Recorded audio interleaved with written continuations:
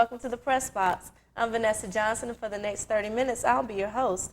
With me are Reynolds and Jeff Marcks. I'm sorry. That's Hey, Jeff, how you doing? That's all right. I've been called worse. Okay. How you guys doing? All right. That's good.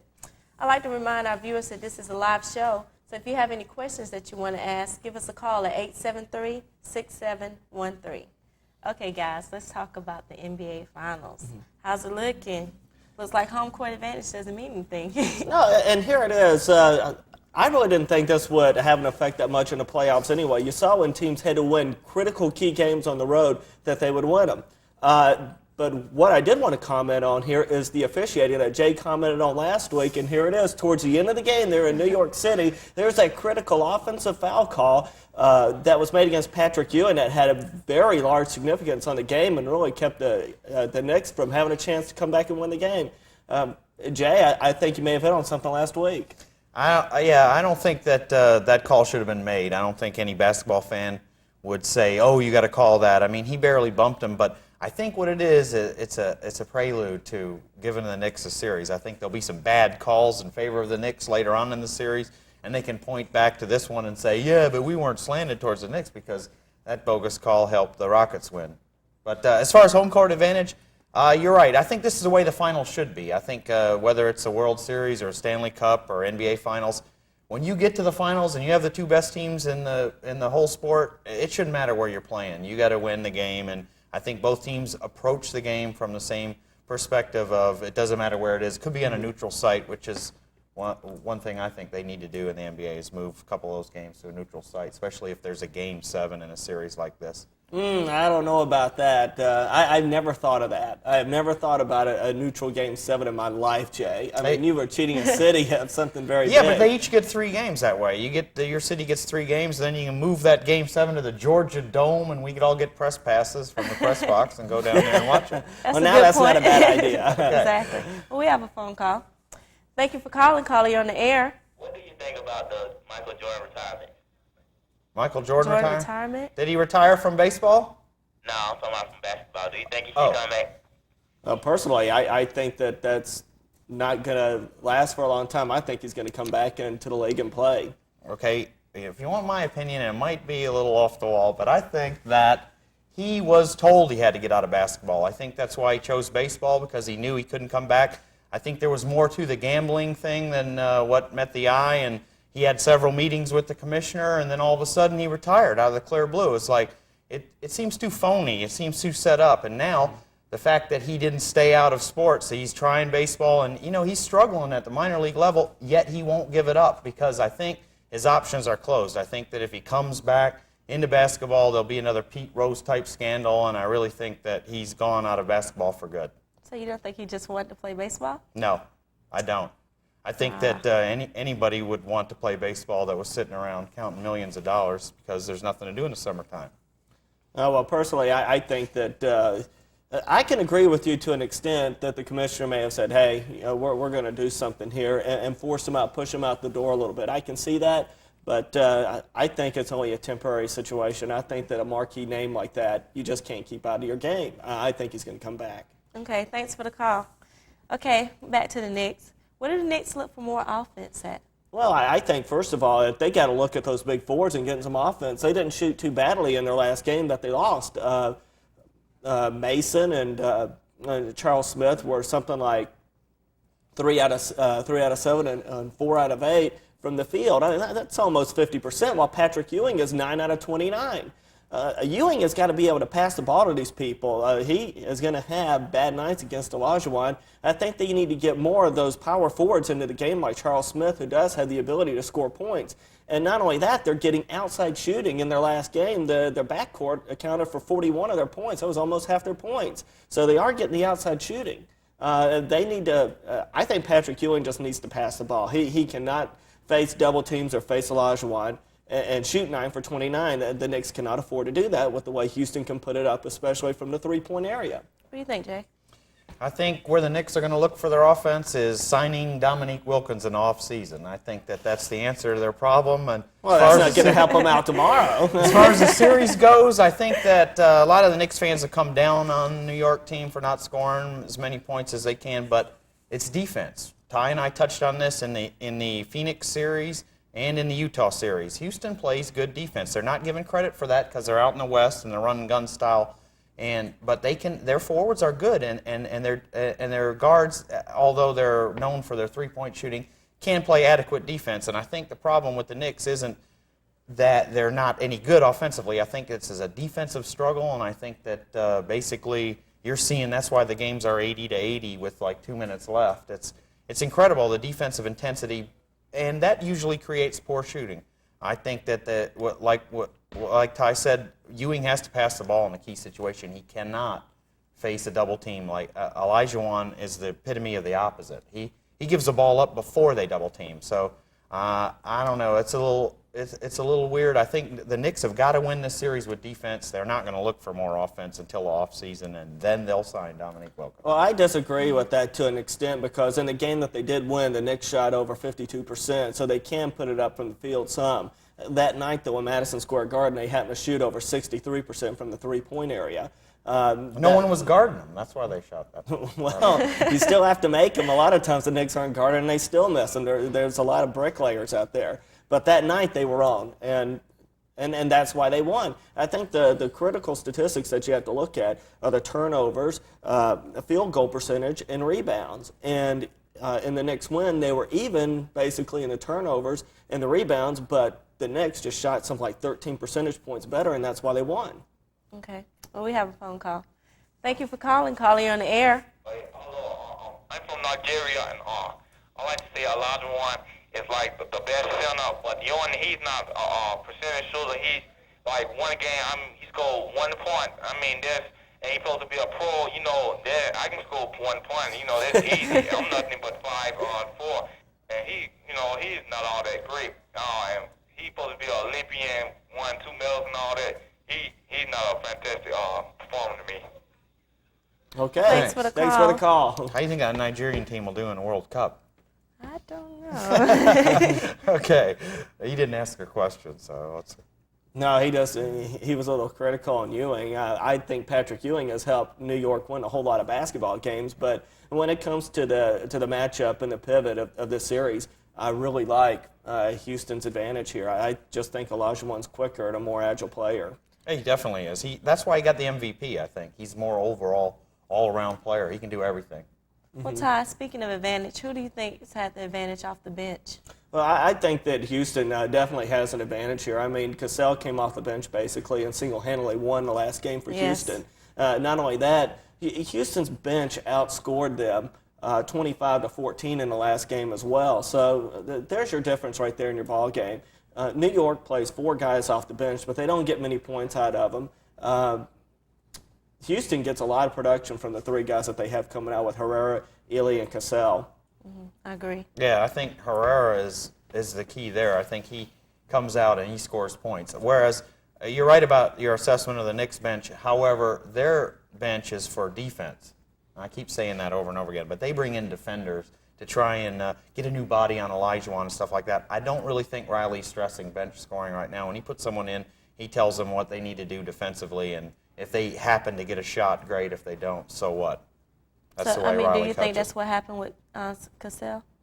No, he stepped up. He played. Yes. I mean, he hit that 3. I don't think, if you look on the highlights, you can see Rudy Tomjanovich in the back waving his arms going, no, don't shoot that shot.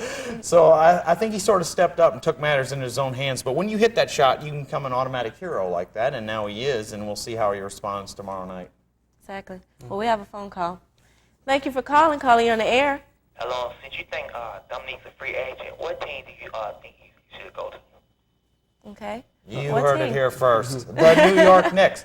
The Knicks are going to sign him in the off-season. I think it's a done deal. I had breakfast with his agent this morning, and they were talking about moving to New York.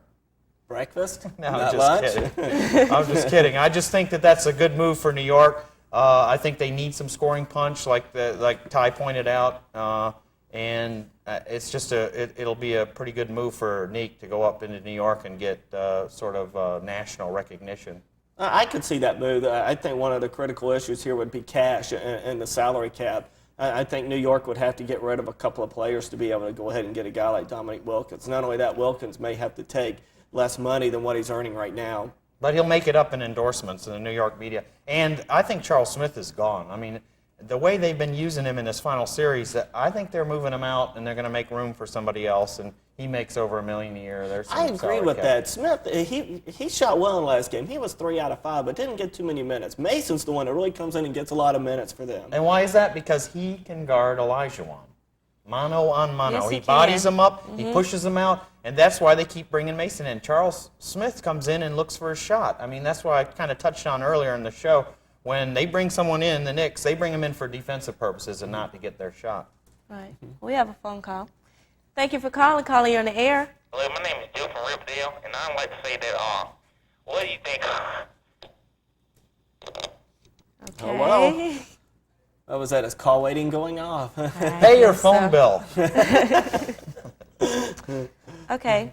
Well, I'd like to take this time and remind our viewers that this is a live show. So if you have any questions that you want to ask, give us a call at 873-6713. Okay, guys, let's talk about the Stanley Cup. What happened to the Rangers? I can tell you what happened to the Rangers in Game 5 where they were hoping to have that big celebration in New York City. Kurt McLean decided to show up to the party as well for Vancouver. He can just grab control of the game and dominate this game. And Vancouver is just centered around on his performance. When he has not played well, they've been Ranger victories, plain and simple. But when he is on, Vancouver has a chance to stay in the game. Not only that, what happened in that 5th game, and the reason you saw so many goals at the end was that the Ranger defensemen just started taking chances, trying to do anything they could to get something by him. And what happened was when Vancouver got breaks, they would come down the ice, they would get a shot on goal. Richter would let out a rebound, and the defenders were caught behind in the offensive zone in Vancouver. They couldn't get back in time to get a body on a man. And players like Bure and Linden and all those guys are getting free shots in front of the goal off of these rebounds. Richter is not nearly, I think, as good as McLean is. And he just lets out too many rebounds. I see you standing up to he's not. I'm sorry. If it wasn't He gives for Kurt up a lot of McLean, rebounds. He Right. does give up a lot of rebounds. And if it hadn't been for McLean, Vancouver would have been out of this a long time ago against the Flames. But I think that's what happened. And then when they went back to the Pacific Coliseum, I thought Vancouver would win that game just simply because I didn't think the Rangers would win 3 straight in Vancouver out there. I thought Vancouver would definitely win that game. So this doesn't surprise me to see Game 7 now. Okay, Jay, I think you feel a little bit different, but we're going to take this phone call All right. real quick first. Thank you for calling. Calling you on the air. Yes, I would like to ask you, between all 3 of y'all, I would like to know, who do you think is the best basketball player of all times? The best basketball player of all time.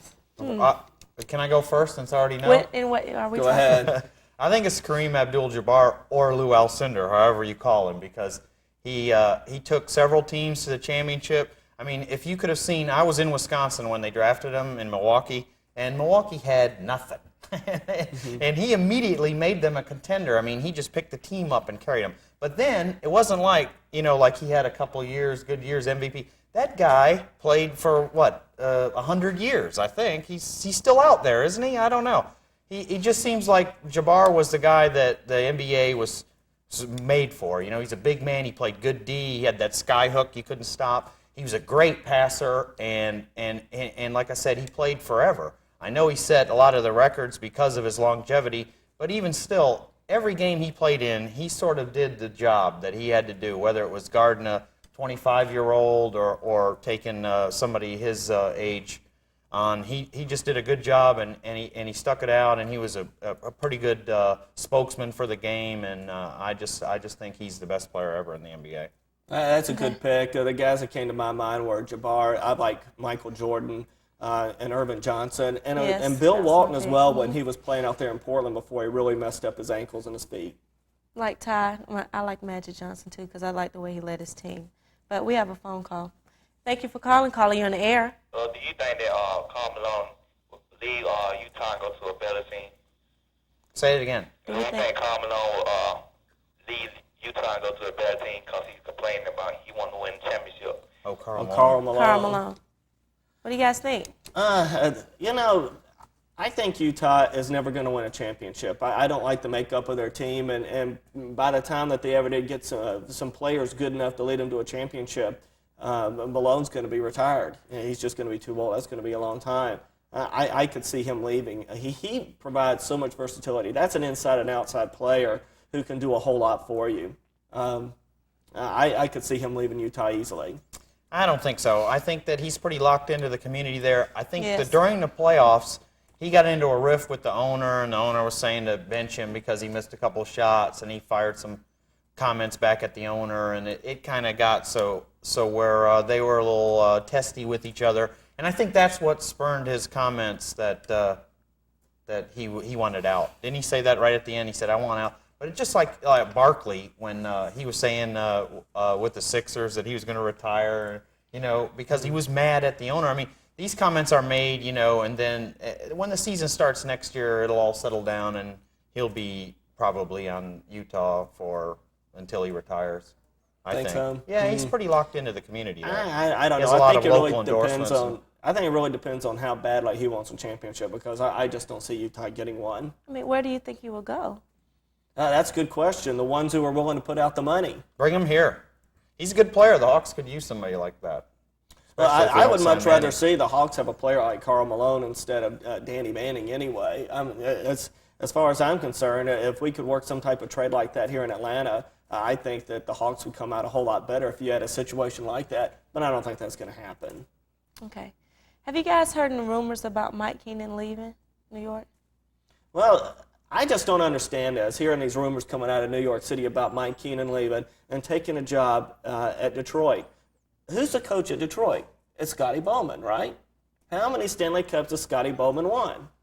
He's won a lot of them. He's won some. He's won, what, 1 or 2 with Pittsburgh? Did he win 2 at Pittsburgh?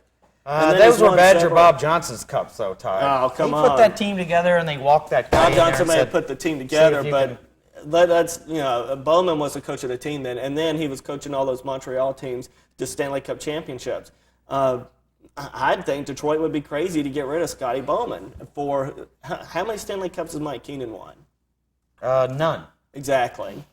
Thank you. But, just the fact that he'd bring up or he'd discuss this, which he didn't deny. He didn't deny it until, they came out in the New York media and asked him about it. But I think he was fostering that kind of sentiment maybe to try and get his team up. This guy is he kind of got off the deep end there in Chicago when he was benching people and saying he wasn't going to say this to the media and that to the media. So you never know with Keenan. He has been known as, I think they call him Little Napoleon anyway in the NHL because he sort of, makes a stand and then it doesn't matter whether he's right or wrong, he just sticks with it. And there's not very many people in the NHL that like that guy. However, he's a great NHL coach. One thing He's a I can say about the Detroit franchise is that they have more money than anyone, including the Rangers.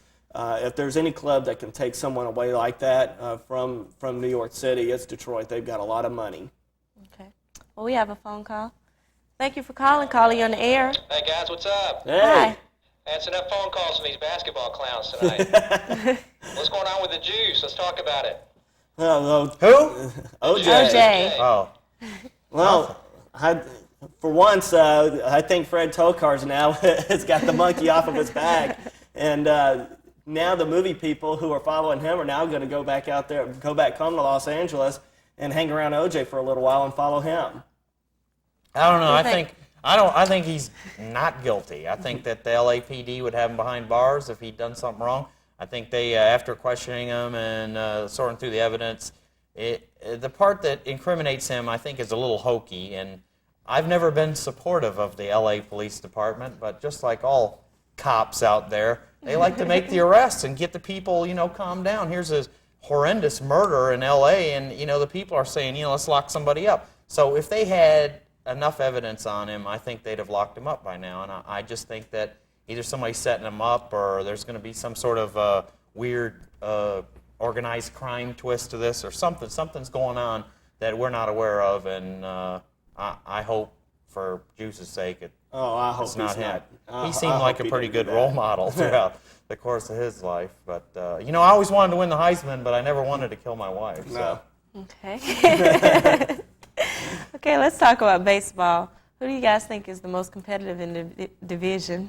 Well, at the beginning of the year, I thought it was going to be the American League East, and that still is a competitive league. But right now, when you look at the American League Central, Here it is. You have Chicago who's up there, and we all knew all along that they were going to compete. Cleveland has been a steady performer this year, and Minnesota has come out of nowhere.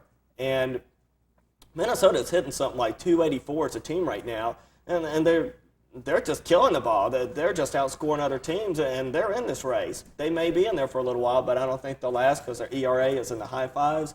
I don't think you're going to be able to win enough baseball games. You're going to need to win at least 90 games in that division, Jay, and I just don't think they have the pitching to win 90 games. But I do like that Cleveland team. What do you think?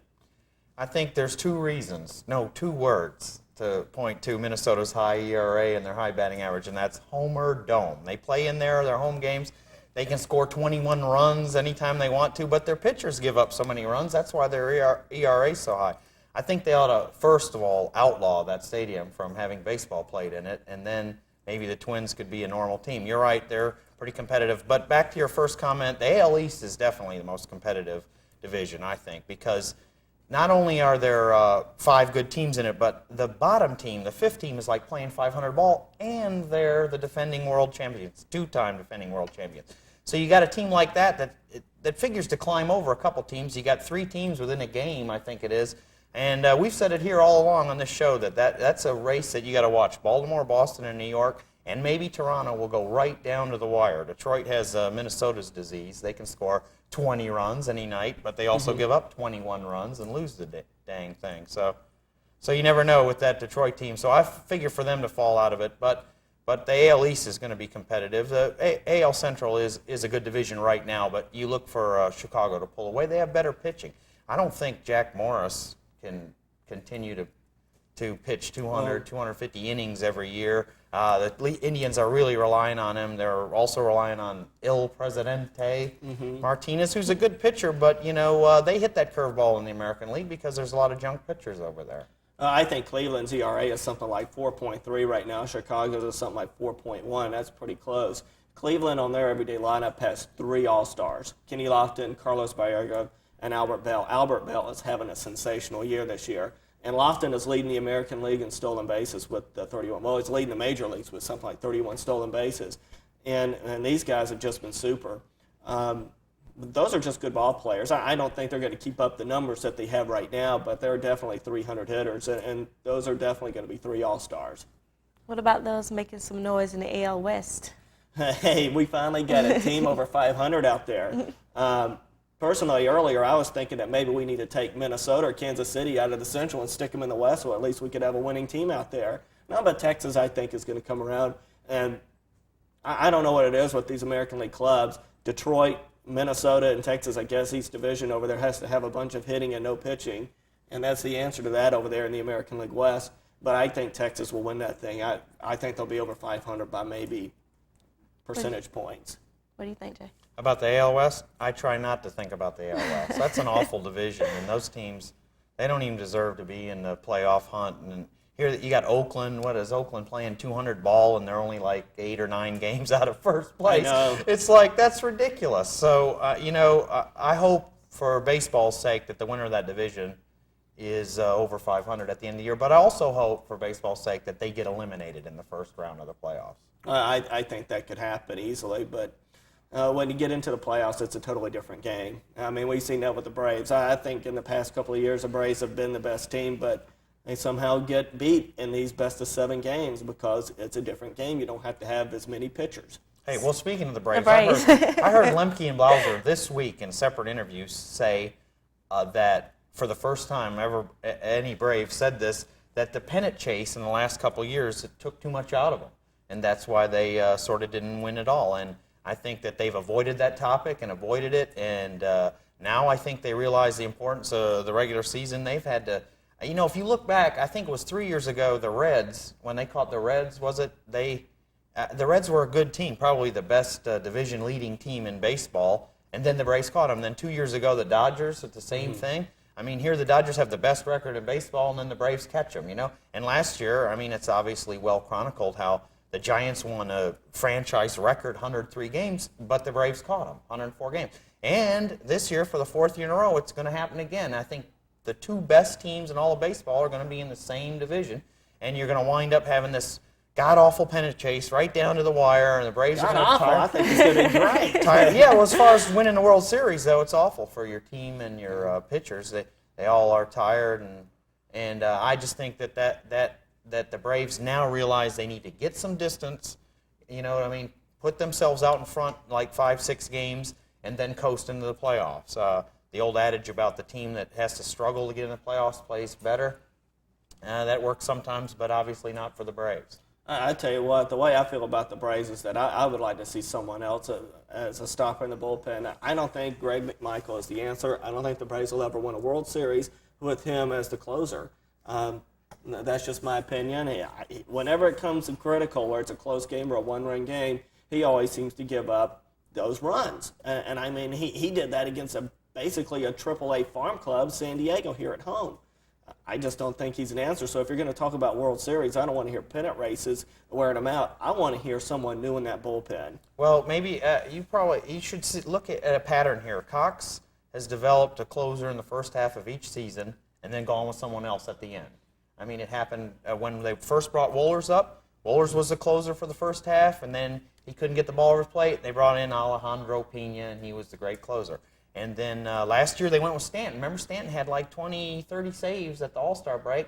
Then they brought in McMichael to close at the end of the year. I think that's what they're doing with McMichael. I'm hoping and praying that's what they're doing with McMichael, because I'm on your side on this time. If there's one thing I hate, it's when I go to the game and they bring in McMichael. I thought he was going to say one thing that he hates is agreeing with me. No, yeah, that too. But all seriousness aside, I think that McMichael will be the closer for the first half of the season. Then you're going to see somebody like Stanton, Wohlers, or Greg Olson. I think that once McMichael's confidence is so low that he can't get an out in the ninth inning in a closing situation, and they bring this Greg Olson guy in, and he gets the save, they could turn it over to him because he has been a closer, a premier closer Yeah, but for he's got a all of long his way career. to go. Yeah, well, that's why they're using McMichael in the first half of the season. I got Cox figured out. Okay. Okay. What do you guys think about Murphy's number being retired? Well, this was brought up in the paper today, and Terrence Moore, I just don't like him, plain and simple. But I agree with him on this fact here. They had Dale Murphy night earlier when he came back as a Philly. That's fine. I would not have retired his number personally, but then my feelings about numbers being retired is that you really have to be a super player, someone in the area of like a Mickey Mantle, Joe DiMaggio, Lou Gehrig, Babe Ruth, that type of player, someone who's definitely going to be in the Hall of Fame. Dale Murphy, I don't think, is going to be in the Hall of Fame, and I just would not retire his number. He's not in the same class with Spahn or Matthews or Aaron. What do you think, He James? might not be, but there's also, you need to be a great player and you need to be like a franchise kind of community guy. I think Dale fits that bill. He did a lot here in Atlanta. He was revered by all the fans. He stayed basically with the franchise until they told him to take a hike. And I just think that it was okay to retire his number. Whether he gets in the Hall of Fame or not shouldn't have any bearing on whether his number gets retired by the Braves organization. Okay, well, Jay, let's go get a beer. Yeah, let's go to Dirty Al's on Northside Drive and watch that third period of that hockey game. okay. Well, I'd like to thank you guys and thank our sponsors, Dirty Al's, and thank you, our callers and viewers, and we'll see you next week, same time, same channel.